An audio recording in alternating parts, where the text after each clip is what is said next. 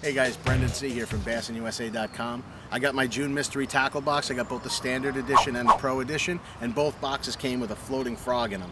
This one's a Boyd Duckett model. It's black, which is a great color. You can use it anywhere in the country.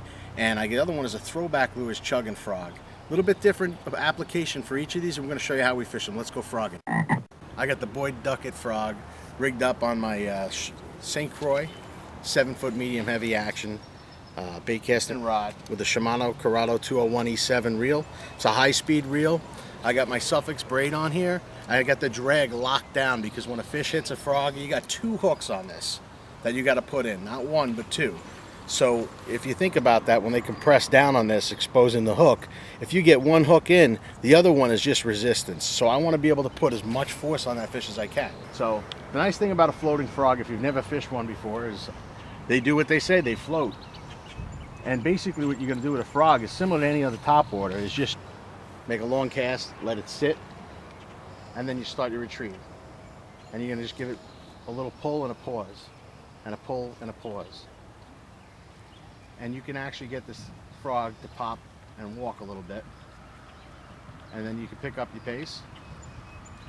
When you get over these matted sections, I like to let it sit a little bit. A lot of times the bass are going to be under these matted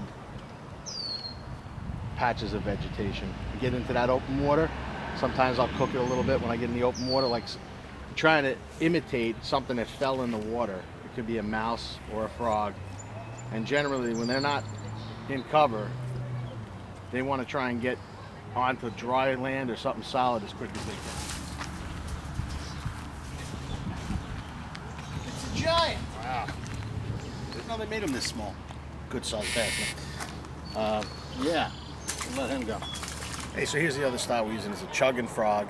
And this one, as you can see in the front, it's got a, just like a popper would have. It's concave in there.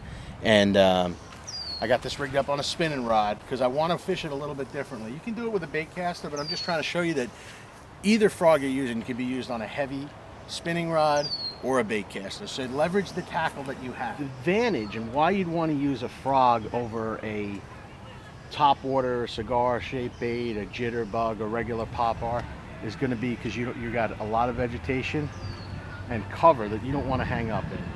One tip I give you is when you're starting out with a lure you've never used before, go to a place where you know there's a lot of fish, where you got confidence that you're going to get a bite, get some action, because it's going to help you focus on the technique that you're trying to learn. Hey guys, just a quick recap. We were fishing 2 types of frogs. One was the Throwback Lures Chuggin Frog, which is more of an attractant. It's like a popper, but a frog is soft plastic, hollow body, floats on the surface. And then we were using a Boyd Duckett floating frog, which doesn't make as much noise in the water. It's a little bit sleeker coming through the water. 2 different presentations, both. We got some strikes on both of them. Showed you a couple different ways to rig them. So you can use them on a spinning rod or a bait casting rod, but I do recommend that you use braided line in either instance. The heavier the cover, the heavier the braid. But if you're just trying to learn this technique and all you have is regular monofilament or fluorocarbon line, you can use that too. So anyway, this is Brendan from BassinUSA.com, trying to take a little bit of the mystery out of the mystery tackle box.